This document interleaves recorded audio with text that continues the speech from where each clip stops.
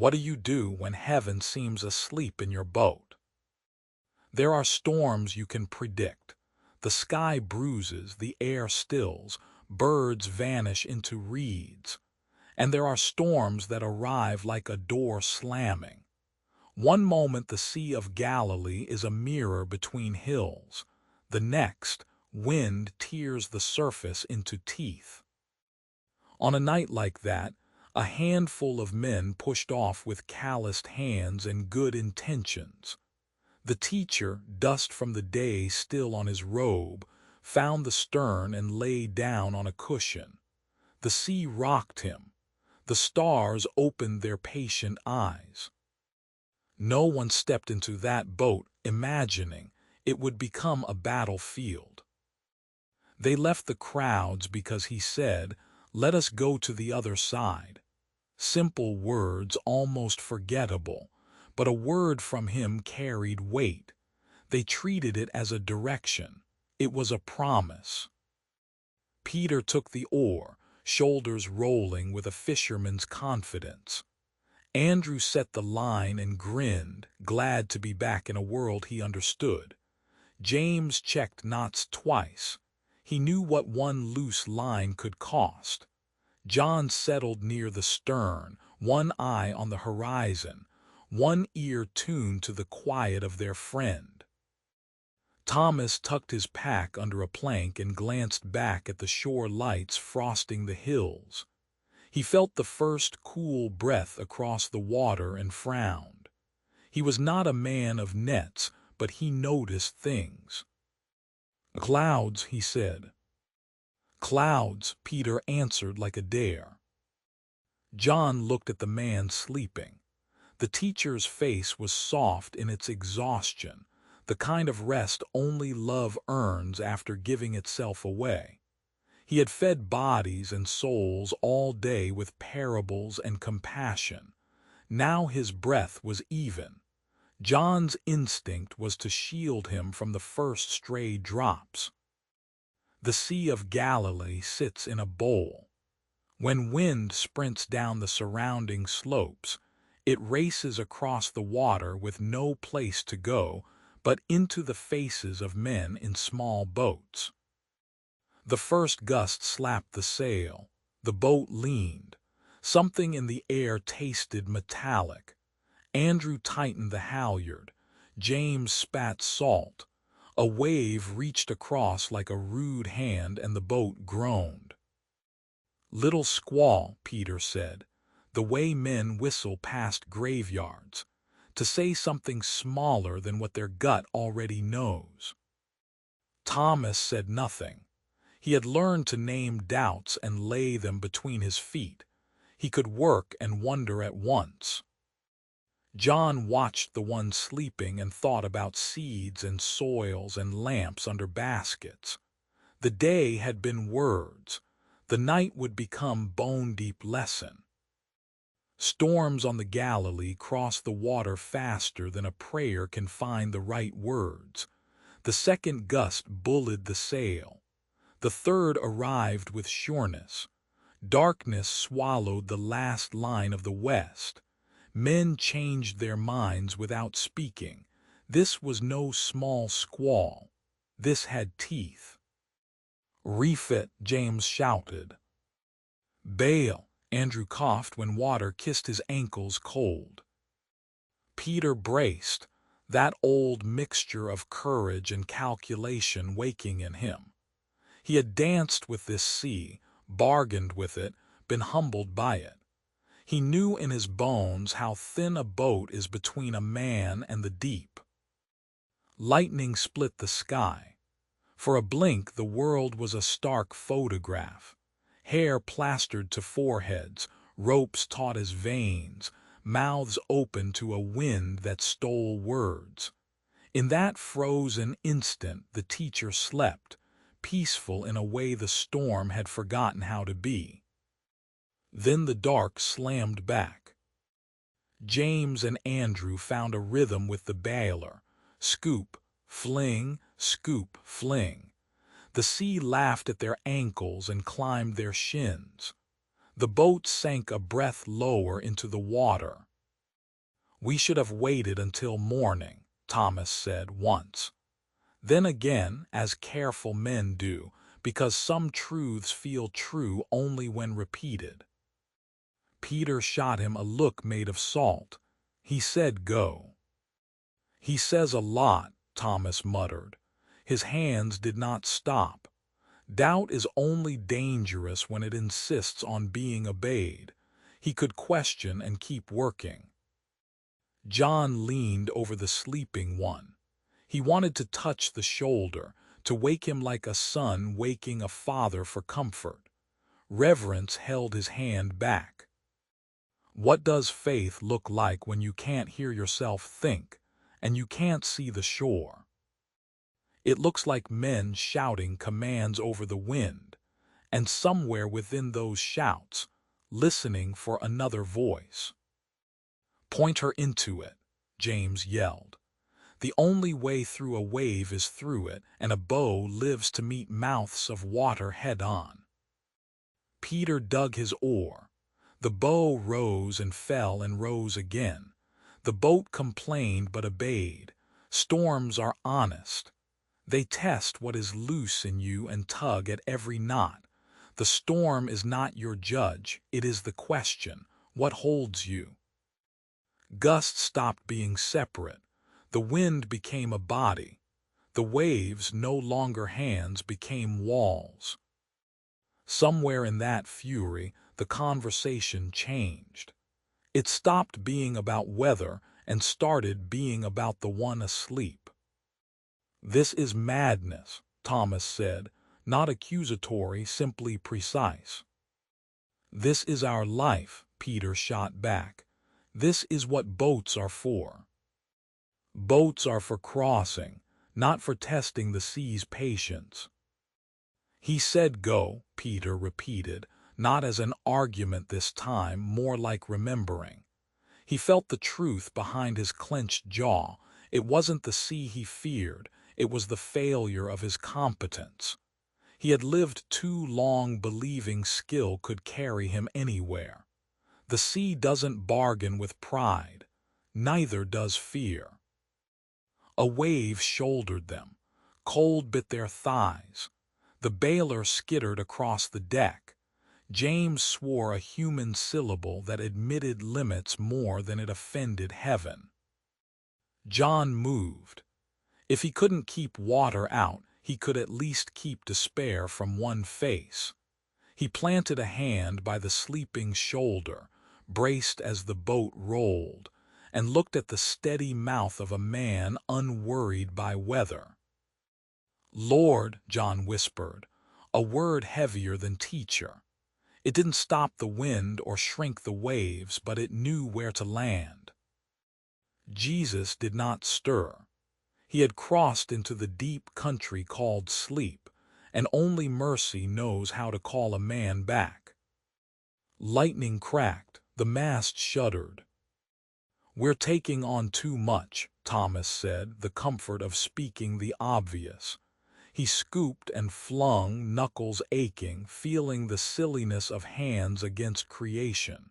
He glanced at Jesus. The thought crossed his mind and he didn't hide it. Does he not care? The question found the wind like a hook in cloth. Peter heard it and looked away. James heard it and worked harder. Andrew heard it and filed the words behind his eyes where fear keeps its pantry. John felt it hit his chest and sink. He had seen the teacher stop for a blind man, pause for a widow, kneel for a child. The idea that such a one would not care landed like a stone in a well. Another wave, another inch. The boat was out of jokes, out of plans. When hands are not enough, people reach for the higher truth they hope is real. "Rabbi," Peter shouted, competence collapses in a single gust and reaches for how it first learned to speak. "Teacher," he yelled, and then, when another wave staggered them and the boat tilted and the sky bent and the ocean made its case, Peter didn't choose words anymore. He chose honesty. "Do you not care that we are perishing?" It sounded like accusation. It was also confession and relief, because saying your truest doubt to the right face is a kind of freedom. And still sleep. They tell this story later with smooth edges, but in that heartbeat there was only wood in crisis, water winning small battles, men doing fast math. Time until the next wave, how low the boat, how many breaths left. John slid a hand under Jesus' shoulder, the fabric damp, the skin warm, and shook him. Waking a man in a storm feels like hauling someone up from a well. Master, John said, wake. Eyes opened. Some people climb out of sleep. Jesus rose from it. Recognition, not confusion. He knew the boat, the men, the wind. He knew the voice that breathes power into air. The next 3 heartbeats stretched time. He stood, not scrambling, not lurching, but with a stillness that suggested nothing in him needed to prove anything. Water slid from his robe. The boat rolled. He rolled with it. He faced the wall of night and spoke, not to the men, not to the wood, not to the ropes. He spoke to wind and water like a parent talks to a child leaning toward danger. Peace, he said. It was not a suggestion. Be still, he said, and the words moved across the chaos like a hand smoothing a trembling animal. A silence. Not the brief quiet between gusts, not a pause before the worst, a great calm, as if creation remembered the first voice it ever heard and decided to listen again. The waves folded their hands. The wind put its face on the table. The boat lifted. Water that had been trying to climb out of its home lay down like a trained hound. Men blinked in a darkness made honest again. Breath sounded like music. A rope tapped the mast. Drops fell from chins to planks. Jesus turned, not offended, not triumphant, only clear-eyed, tender, as if he had laid their excuses out gently and now asked which one they wanted to keep. "Why are you so afraid?" he asked, not like a scold, but like a physician finding a bruise. "Have you still no faith?" Questions hung in the salt air like invitations. To Peter, the words went to the place where competence had misnamed itself trust. To Thomas, they found the corner where caution dressed as wisdom and forgot wonder. To James, they touched the knot named control. To John, they echoed the new word he'd chosen in the dark, Lord. No one hurried to answer. In such calm, words would have felt like rocks in a pool. They were filled with a great fear then, not the terror that scrambles but the awe that steadies. The sea felt small. The night felt personal. They trembled in a holy, clean way. "Who is this?" someone whispered, maybe James, maybe Andrew. Maybe the tame wind put the question back on their lips, that even the wind and the sea obey him. They let it hang. It was not the kind of question you solve. It is the kind that solves you. The boat remembered its destination. The stars stepped out from behind the clouds like children from a curtain. Men set down what they were clutching. It is remarkable how much you can stop doing when fear unclenches. Jesus returned to the stern and sat on the damp cushion. No boasting, no lecture, only the quiet satisfaction of authority used to restore. He breathed in the clean air a miracle leaves behind. That is the signature, not spectacle but peace. "Check the lines," James said, "because habit is a refuge." Andrew found the lost bailer with his toes and handed it to Thomas, who chuckled, the first laugh since sunset, at how quickly errands return after all. Peter wiped his face with both hands and looked at Jesus with a new look, less dare, more devotion.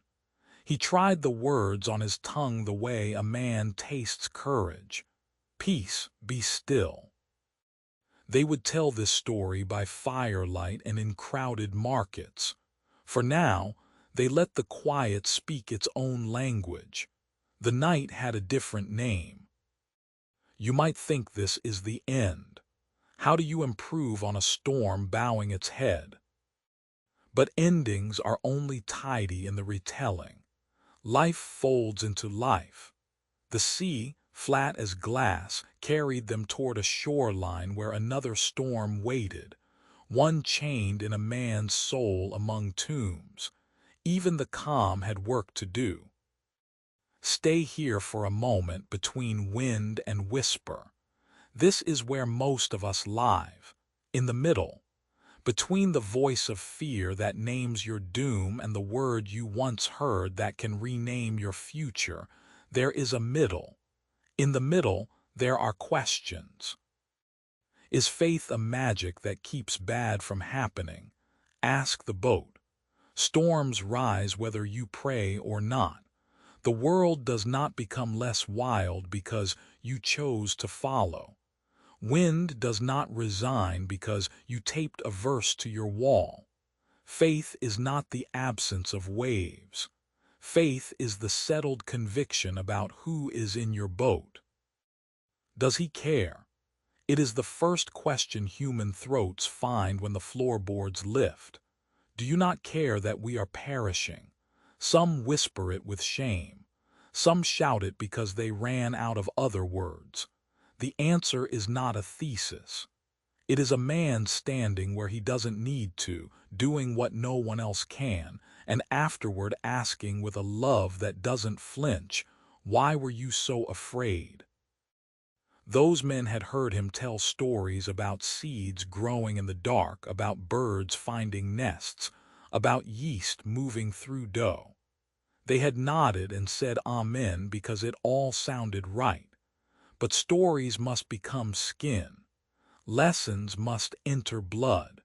You can know the teacher and still meet the storm with your old habits. You can love him and still try to save yourself.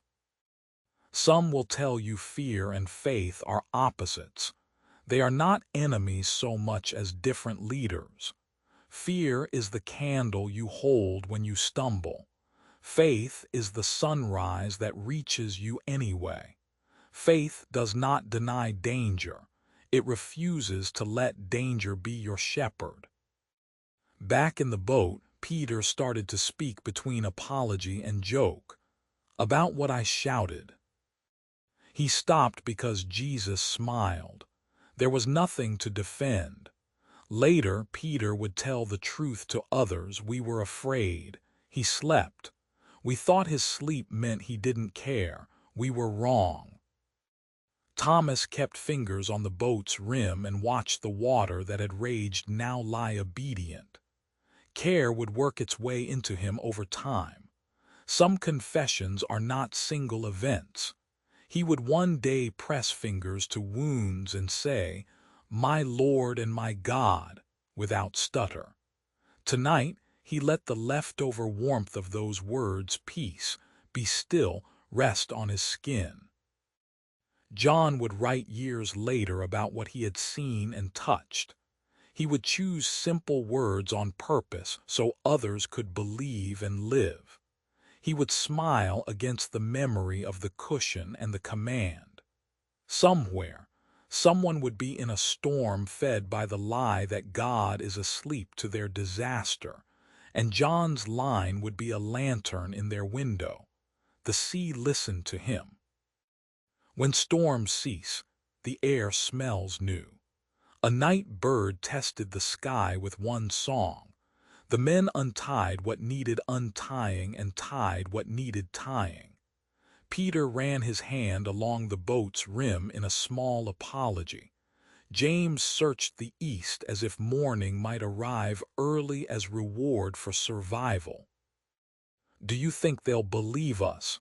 Andrew asked, half amused. Peter shrugged. "I barely believe me." "They won't remember every detail," James said, practical as ever. "They'll remember what matters, that we asked the wrong question." "What question?" Thomas knew but asked anyway. "Do you not care?" James said, and the words lost some of their power in the saying.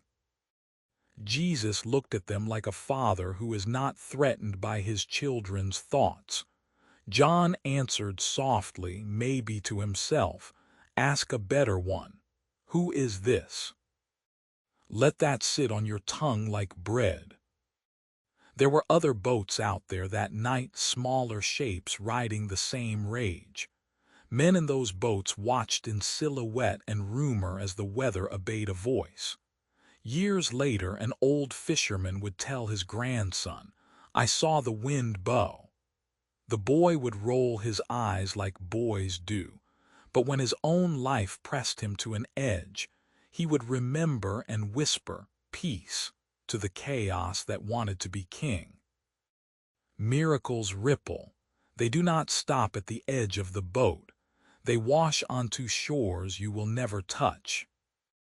On the calm water, Jesus closed his eyes not to sleep, but to rest in the quiet that follows holy authority. He never loved the display of power for its own sake. He loved the restoration power produced. Quiet slipped around them like a shawl. If your life feels like the inside of a wave, if each breath tastes like panic and your prayer has shrunk to 3 words, "Do you care?" Know this: the one in your boat is not anxious. He is not distracted. He is not rehearsing sermons while you drown. He is at rest because he is not threatened by what threatens you. When the time comes, he will stand and speak. It may not be the storm's schedule that breaks. It might be yours. But every storm answers to a voice, and fear does not get the last word in boats he has stepped into.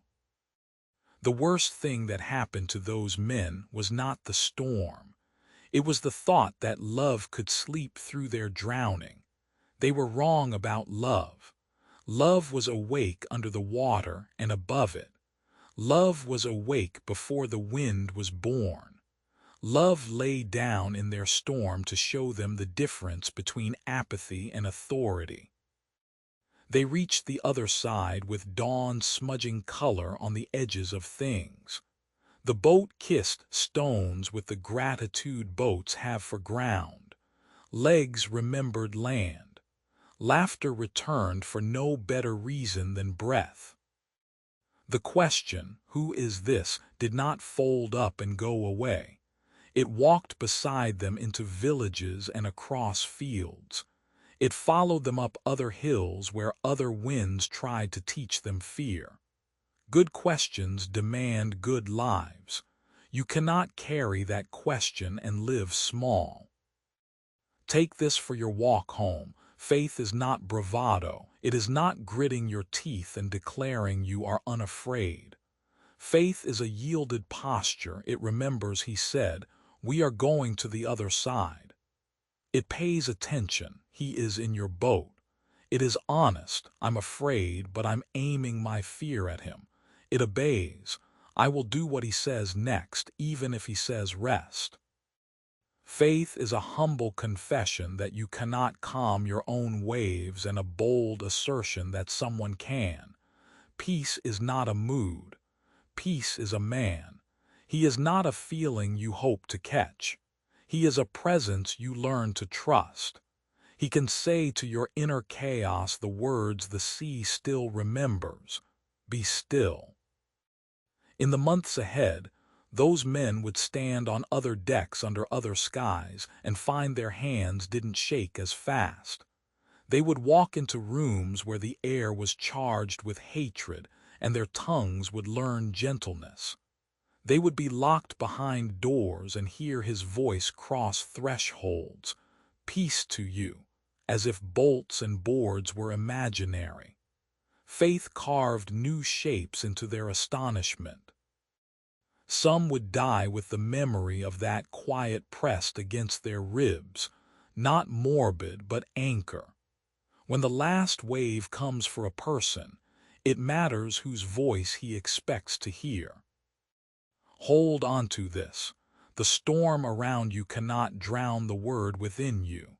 And this, faith is not the absence of waves, it's the presence of Jesus in your boat. If you need a picture to carry into your own storm, take this.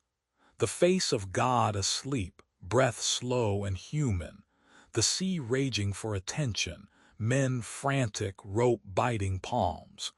Then eyes opening, creation recognizing its maker, and one word, peace. That had been waiting in him since before weather learned how to be wild. Maybe your storm is not weather. Maybe it is a diagnosis. Maybe it is a marriage unwinding. Maybe it is a child you cannot reach. Maybe it is your mind. Maybe words run fast toward the worst and refuse to come back with hope. Maybe, like Thomas, you have become fluent in the math of disaster. Maybe, like Peter, you trust your skill until it betrays you. Maybe, like James, you think the right knot at the right time can fix everything. To all your maybes, hear the same answer: peace, be still. He will not always hush your circumstances the moment you ask. Sometimes he calms the storm inside you so that when the outside does quiet, you know the difference. Sometimes he lets waves run their schedule while he keeps your boat from breaking. Sometimes he lets you learn that even if your boat sinks, you are not lost, because he walks over what buries other men. This is not comfort for the faint of heart. It is courage that looks like surrender. You are not asked to perform. You are invited to trust. You are not asked to fix. You are asked to follow. You are not asked to shout doctrine into the wind until it surrenders. You are asked to let the one who is the Word speak for himself. He is not worried about optics. He is at home with the wind because he made it, and at home with your fear because he carried it in a garden on a cross. He knows what panic does to a human chest. He is kind. Years later, an old man's hands would open and close as he told this story, waves rising and falling in his memory. "We were in a storm," he would say. "We thought we would die." We woke him with a question that sounded like accusation, and he answered with a word that tasted like bread. Someone would ask the right follow-up, "What about the next time?" "Oh, there will be," he would say. "There will always be another storm. We do not measure our future by the waves we can imagine. We measure it by the trustworthiness of the voice we have already heard." He would pause the silence doing holy work and add, "When the world is loud, lower your own voice. If you cannot hear him, look at him. If you cannot see him, remember what he has done. If you cannot remember, borrow someone's story. And if the storm shrinks your prayer to one sentence, let it be this: Lord, wake. I need you." Sophistication will try to persuade you that this is metaphor only. It is metaphor, and it is history. Both can be true because he is both, a man asleep on a cushion and the Word by whom all things were made. A real boat, real wood, real water, real lungs burning, real hands cramping, real voice speaking into air he authored. It happened. It happens. Not because nature's law is suspended, but because nature, like us, recognizes its maker when he speaks. And that other shore, the one he pointed them toward when he said go, the calm was preparation, not conclusion. Waiting among the tombs was a man whose storm had moved from weather to soul. The voice that hushed the sea would call a mind back from madness. Storms end. Storms begin. Presence does not change. This is your invitation, not to a life free from squalls, but to a life where peace is not an accident of aligned circumstances. Peace is a person who gets in your boat, sleeps in your storm without fear, and wakes with authority for your good. Peace is borrowed from him, not built by you. It moves into hospital rooms like strange weather. It sits in cars outside courthouses. It lies down next to you when you cannot find the off switch and places a hand on your back and says the old word creation still holds in its bones. Hush. If tonight the hours pile like wet clothes and your breath forgets how to be deep, say his name. You do not need a long prayer. Jesus. Then if you can, add peace, be still. Say it to the air. Say it to your heart. Say it to your fear. He hears. He is not offended by small prayers. He is only offended by the insistence that we need nothing. And if you wake tomorrow and the sea is glass but the shore looks like a graveyard and the first person you meet is broken in ways that make you want to turn the boat around, remember the night. Remember that calm was never the point. Presence is. We are not called to chase stillness. We are called to follow the one who carries it inside himself wherever he goes. One by one, the disciples learned to sleep on boats too, not because they became indifferent to danger, but because they learned what fear can and cannot do. Fear can keep you from rest. It cannot keep him from reaching you. Fear can drown your voice. It cannot drown his.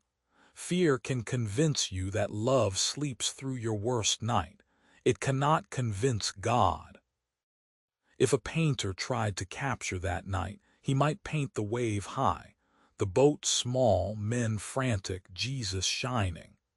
But if he painted what eyes cannot see, he would give weight to a word in the air and softness to doubt in the men. He would draw the wind turning its head like a loyal dog at its master's whistle. He would hint at dawn on the horizon no one was watching yet. He would paint the corners of Jesus, eyes crinkled with affection, even as he asked the recalibrating question, "Why are you so afraid?" That question is not meant to shame. It is meant to shepherd. Let it lead you back to the beginning of your fear and ask it for its name. Then, this is the work. Let it go if the name is not true. Replace it with the one who is and has always been. Call him what John learned to call him in the dark, Lord. Another storm would come in the form of a cross. The men would scatter. Wind would be called grief that time. Even then he would speak peace. He would walk through locked doors and say it. He would guide fingers to wounds and say it. He would stand on a shore with fish on a fire and say it, as if to teach them again that calm is not something you chase. It is something you receive from living hands. So what do you do when heaven seems asleep in your boat? Tell the truth about the storm. Say how deep the water is.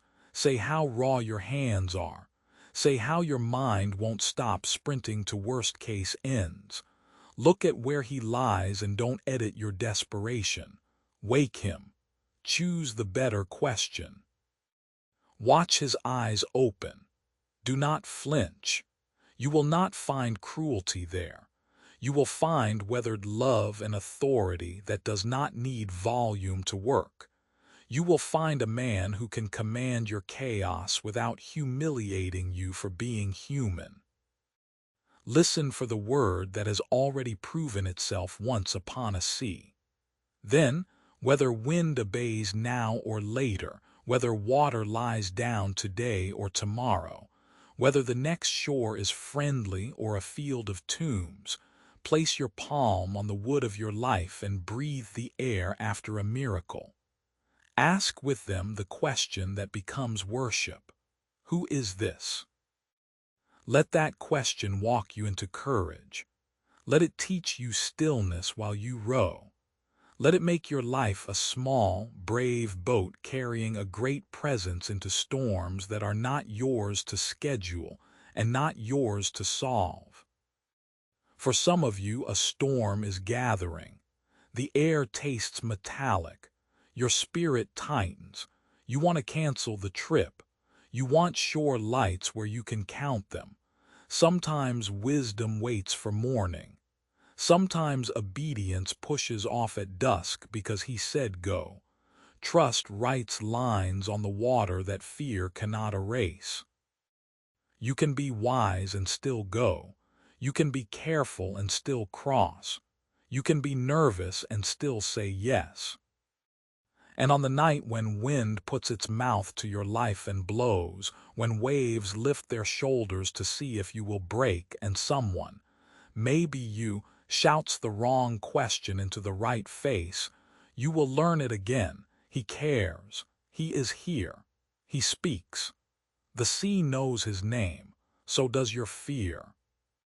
Peace, be still. The oars will slip. Water will flatten. Old patient stars will return. And you will, perhaps for the first time or for the thousandth, believe that the God who commands creation attends to you. They say the men on that boat were filled with a great fear. Maybe stop trying to remove fear and redirect it. Let reverence be greater than terror.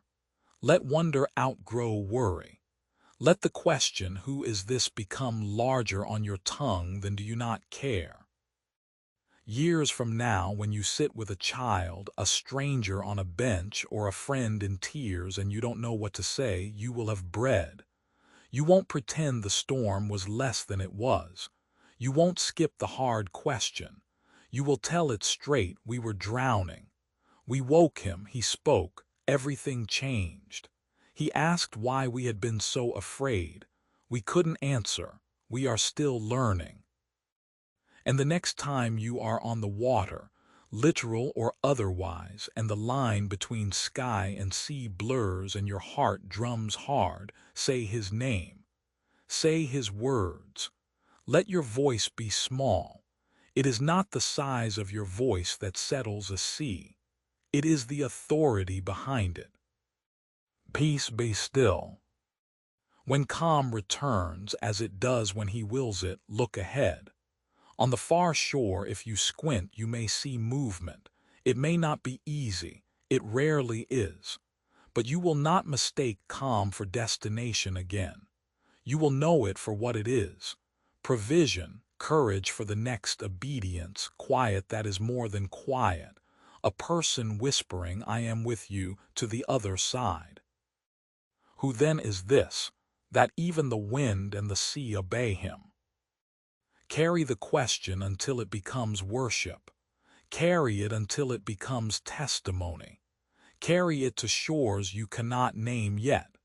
When the next storm rises, do what those men did in their best moment.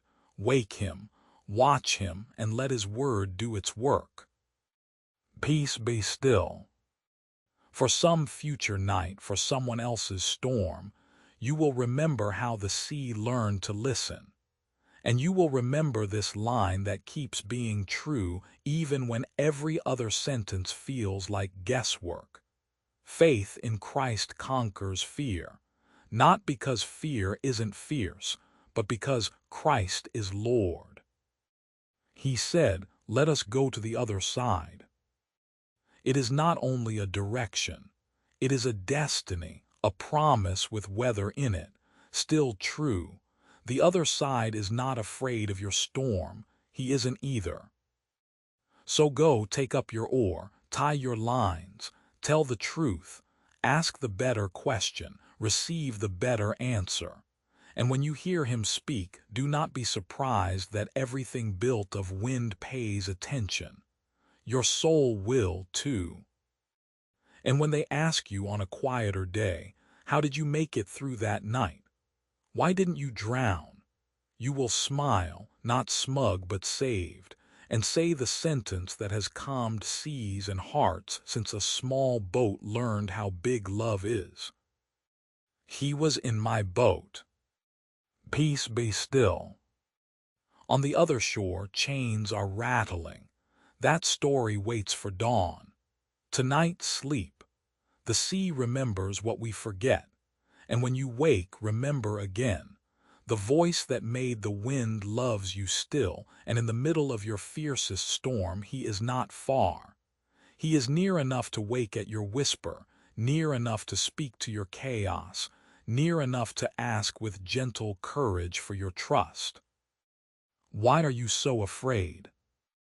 Who is this? Peace be still.